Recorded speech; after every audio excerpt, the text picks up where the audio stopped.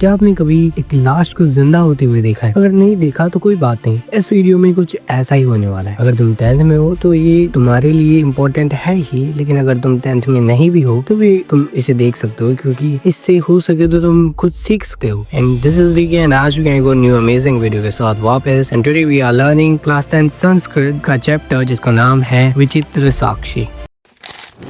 तो हमारी कहानी की शुरुआत होती है जब एक बार की बात है, एक गरीब किसान था। वह बहुत मेहनत करके पैसे इकट्ठी करता है। उसी पैसे से वह अपने बेटे का कॉलेज में एडमिशन कराता है। अब एक दिन किसान को खबर मिलती है कि उसका बेटा बहुत बीमार है। बेचारा किसान बहुत ज्यादा परेशान हो गया। उसके पास ज्यादा पैसे नहीं थे, फिर भी वो तुरंत ही अपने बेटे से मिलने निकल पड़ा। वो पैदल ही निकल पड़ा क्योंकि उसके पास किराए देने के लिए भी पैसे नहीं थे। रास्ते में रात हो गई तो वह एक गाँव में आदमी के घर पर रुक गया। अब उसी रात गांव का चौकीदार चोरी करने उसी घर में आ गया। उसने एक संदूक चुराया और भागने लगा। जब किसान शोर सुना तो उसने चौकीदार को पकड़ने की कोशिश की, लेकिन चालाक चौकीदार खुद ही चिल्ला कर बोला कि चोर चोर चोर, यही है चोर। इस प्रकार से वो उस किसान को ही चोर कहने लगा। गांव वाले नींद से उठे, शोर सुनकर बाहर आए और बिना सोचे समझे उस गरीब किसान को ही चोर समझकर पकड़ लिया और पुलिस के हवाले कर दिया। बेचारा निर्दोष किसान अब जेल में पहुंच गया। अब इसके बाद कहानी में आता है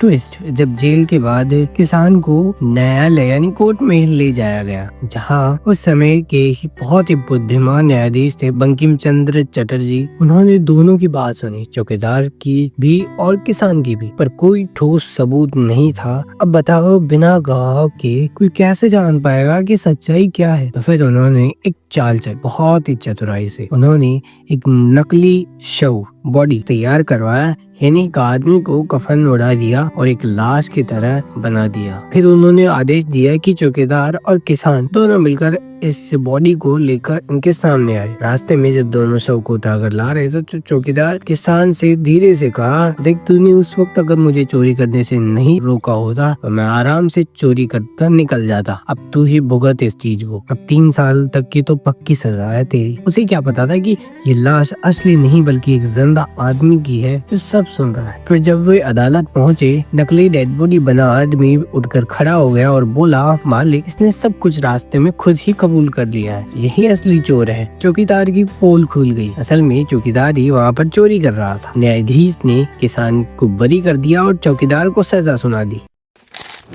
सो चैप्टर हो चुका है कंप्लीट। एंड नेक्स्ट चैप्टर कौन सा कवर करें ये कमेंट सेक्शन में जरूर बताना। और अभी तक लाइक एंड सब्सक्राइब नहीं किया है तो कर दो यार, क्योंकि बहुत ज्यादा मेहनत लगी है वीडियो बनाने में। और मैं मिलता हूँ इसी टाइप के न्यू इंटरेस्टिंग वीडियोस के साथ वापस। तब तक के लिए गुड बाय।